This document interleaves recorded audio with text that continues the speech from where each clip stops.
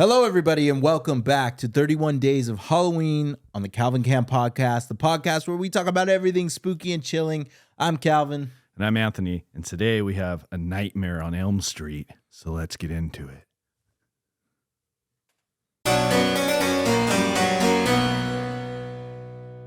Okay, everybody, we're back again. Here we are. We are on day 19. Holy crap, 19. Yeah. Wow. Day 19. Again, what a journey. What a ride. Yeah, this has been an amazing journey and ride. We're working extra hard to get these episodes out for everyone, and I'm glad that we have a lot of people that are enjoying the content. We're getting some comments about it. It's good. Before we get into today's episode, I do want to give a nice shout out to some of my favorite people ever, James and Anthony Devaney at Raiders of the Lost podcast. They are incredible people. They just released their short film. Anthony did. It is Midnight Ruin. It is now available to watch on YouTube, and it is incredible. Please, please, please show your support. Go check them out. They are amazing, and this was a wonderful, wonderful short film. I helped on the set, and it was great. So please go over there, check them out. They're amazing. Let's get into today's episode. It is A Nightmare on Elm Street, the original 1984 movie. Yeah, this is an all-time classic. This movie was really good. Like, it's one of Wes Craven's best works. I mean, he's known for Hills Have Eyes, but this is like one of the films that he put the iconic character Freddy on the map. Yeah, Wes Craven is a horror genius, as we know him. Like, he's done, I think this is my second favorite Wes Craven movie. I think my favorite one is Scream. I love Scream to death, but I don't know. I love Freddy Krueger so much that, like, I don't know. It's so hard to put which one's better for me because I love Nightmare. That was my first original, like, horror movie that I ever watched. I watched it when I was 11, fell in love with the genre basically because of Nightmare on Elm Street. So I really love this, and I just think that Wes Craven is a god. Yeah, he's really good. He's really good, a really good director, and he just knows how to get the audience engaged, and his suspense in his movies is really good, and the storytelling too is always really good. Storytelling's great. Before we jump into it, give us a description. Yeah, this is The Nightmare on Elm Street. It's a 1984 American supernatural slasher film. It is also directed by Wes Craven, which we just mentioned, and produced by Robert Shea. It's the first installment of the Nightmare on Elm Street franchise. It stars Heather Lankamp, John Saxton, Ronnie Balkley, Robert Englund, obviously, as Freddy Krueger, and Johnny Depp in his film debut. Yeah. Yes. So the plot concerns a group of teenagers who are targeted by Krueger, an undead former child killer who can murder people through their dreams. Yeah, I mean, basically. No, I remember first watching this movie. I was so confused on, this might be my only negative with this movie, but I was so confused on why they did it. Like, you never really, like, you get kind of an explanation, but you don't, like, I don't know. They don't really make Freddy out to be like, was he a child molester? Was he not a child molester? I think that Wes Craven's original intent was for him to be a child molester, as I heard in an interview during the remake. Because in the remake of Nightmare on Elm Street, they actually, like, dive into that aspect of it. They dive into Freddy's character more. Yeah, they give him a whole backstory of him, like, kidnapping, killing children, like, molesting them and killing them. But, like, in this one, you don't see that. You don't really know until Nancy's she's at a psych ward, and they're doing, like, dream tests on her, and she pulls the hat from the dream, and she brings it home, and then her mom actually tells her about Freddy down in the basement, like, by the furnace. Yeah, so like, we chased him down, we killed him. Yeah, that's the only part you get in terms of knowing any backstory about Freddy at all.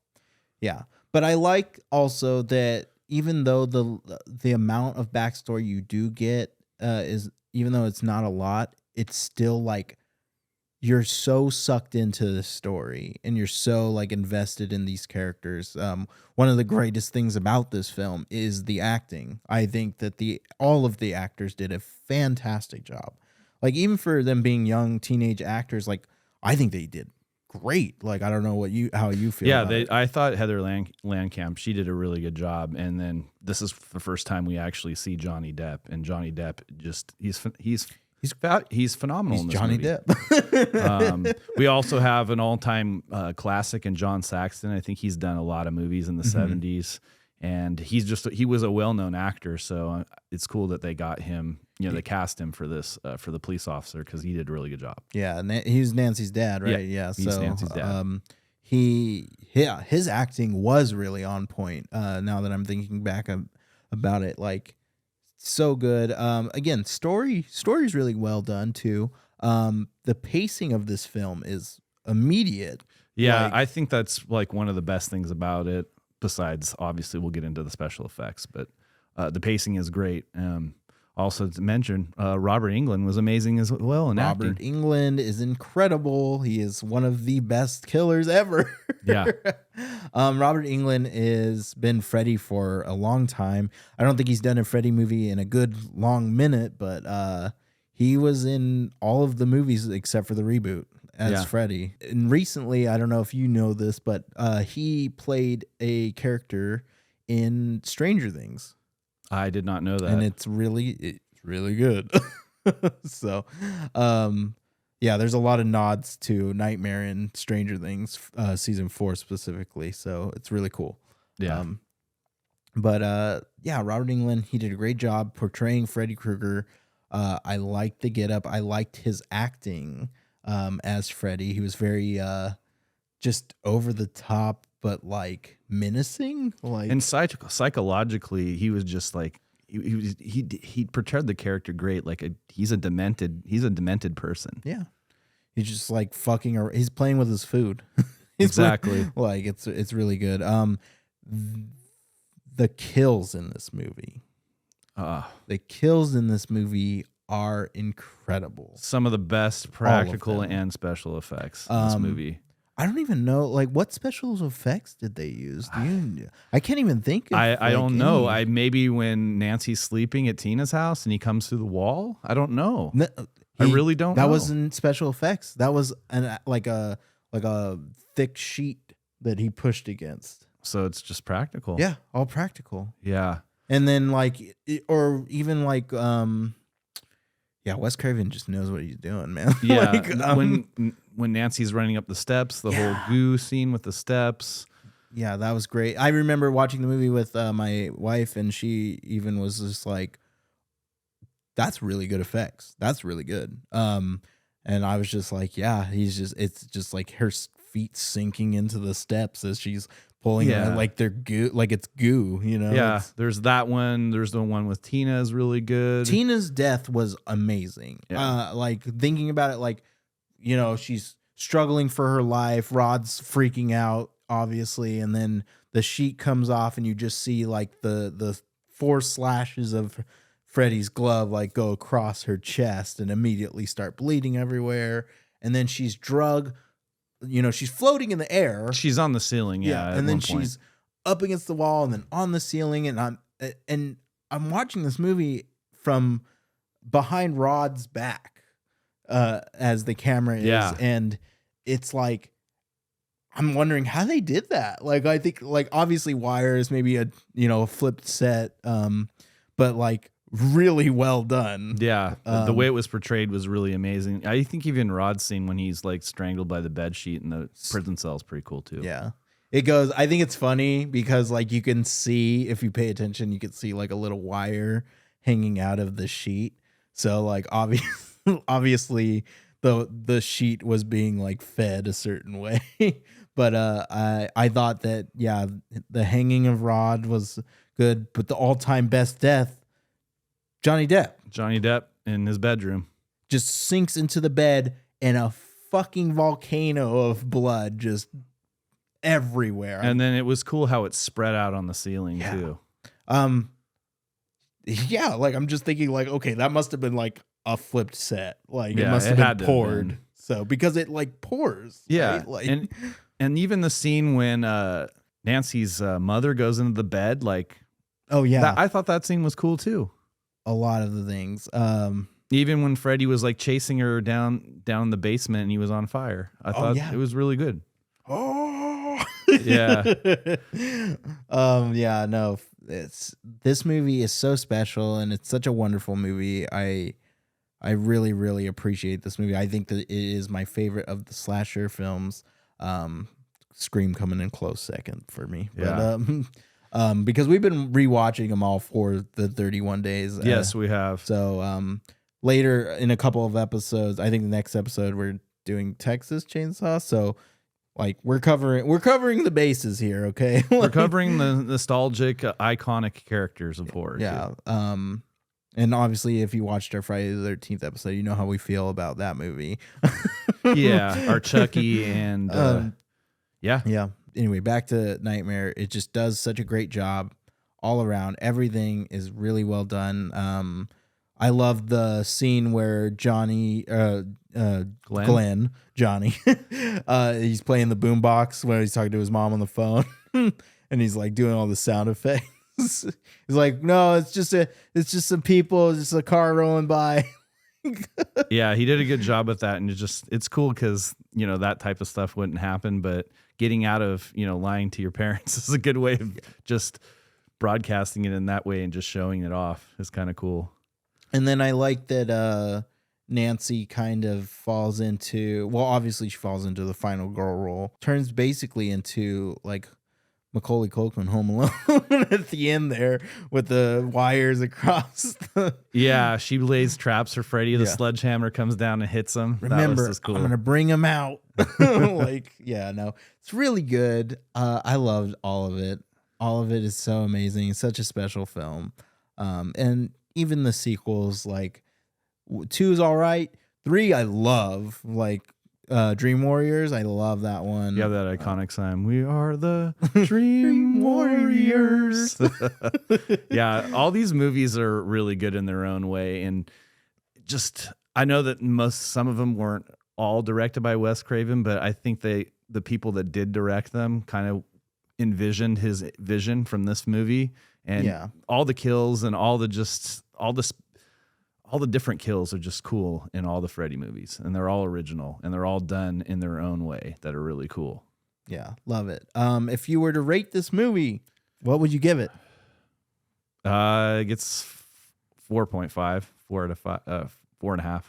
4.5. All right. Yeah.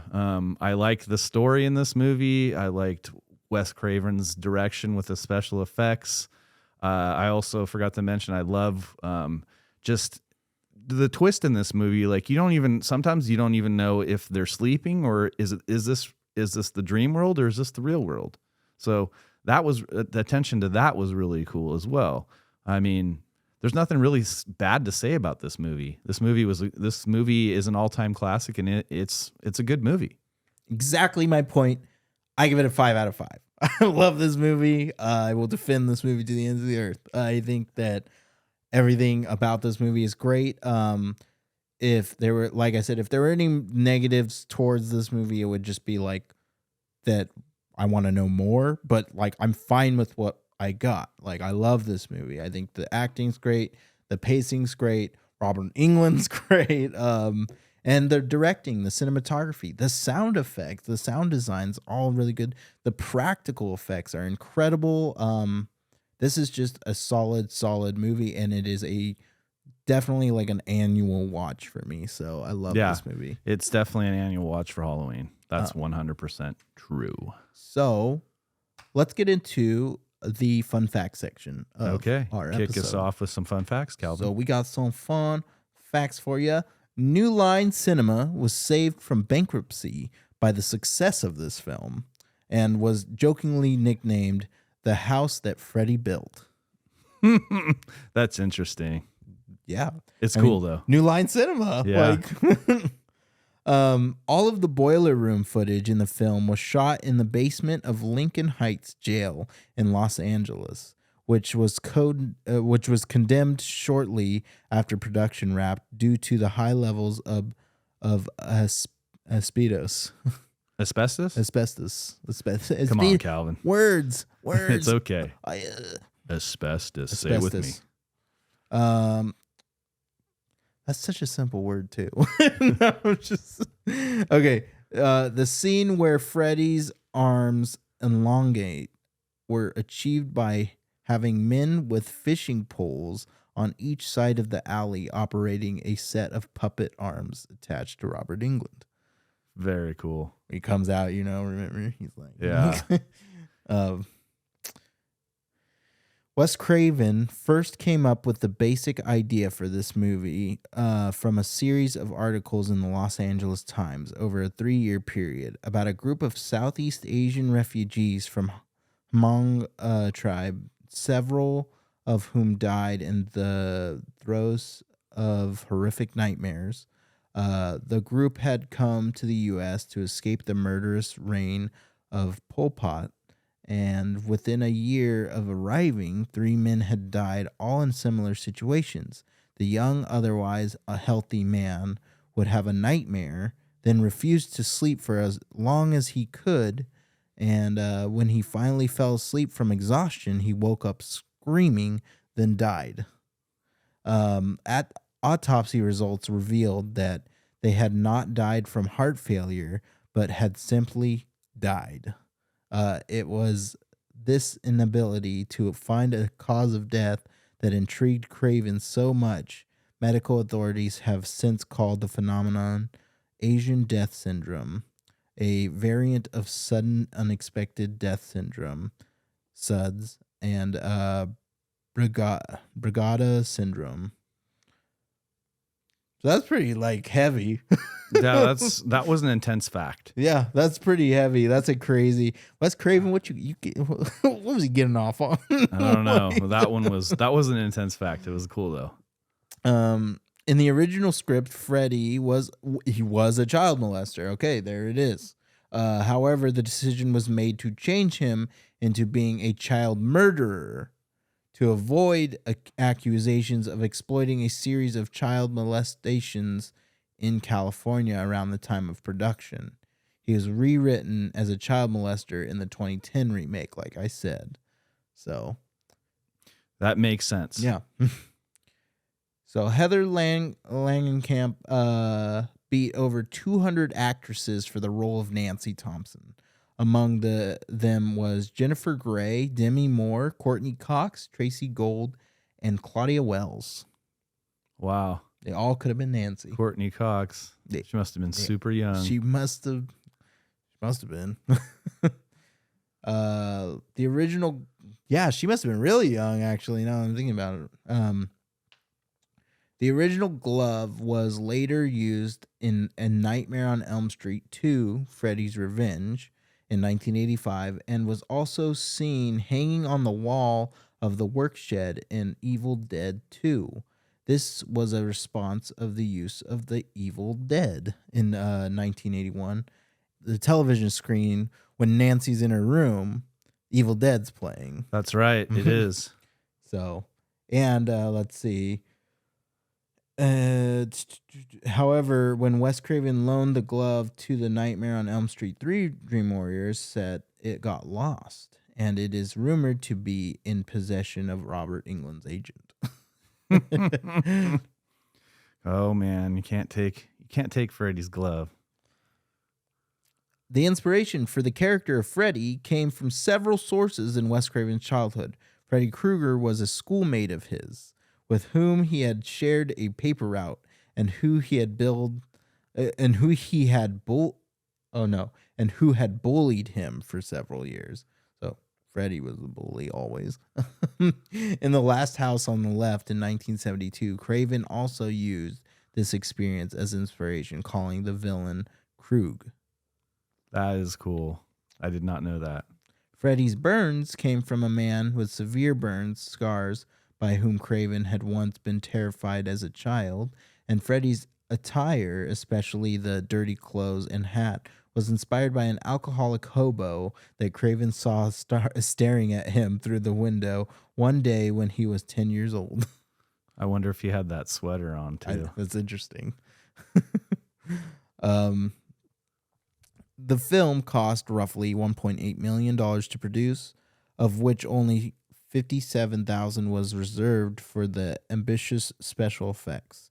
Effects designer Jim Doyle accepted anyway, because he was desperate for work. The movie made its entire budget back in its opening weekend. So yeah, it made a ton of money. Wasn't it like success. 59 million or something? Yes. Let's see. We'll do two more. It would take about 3 hours for Robert Englund to get into his Freddy makeup. So makeup's always like a long process. According to Wes Craven, Robert Englund was not the first choice for the role of Freddy Krueger. Craven had initially wanted a stuntman to play the part, but upon testing several stuntmen, he realized he needed a real actor. Other ideas was to cast an elderly actor, but he feared they would be too soft for the way that he would have wanted the character to act. Englund eventually got the part by showing up at his audition with ash smeared under his eyes to sink them, greasing his hair back with a dipstick, then under the hood of his car, and blinking as little as possible. He was like probably like wide-eyed. Yeah, that's a cool one as well. So, ton of fun facts. Hope you enjoyed them all. This was a fantastic episode. I'm glad to share this one with you all. Thank you so much for all of your support, everyone. As usual, I appreciate everything. All the feedback that you give us is incredible, and we love communicating with you guys in the comments. The comments are great, and if you like the content, it would help us out a lot if you would like and subscribe. Yeah, on YouTube. Thank you.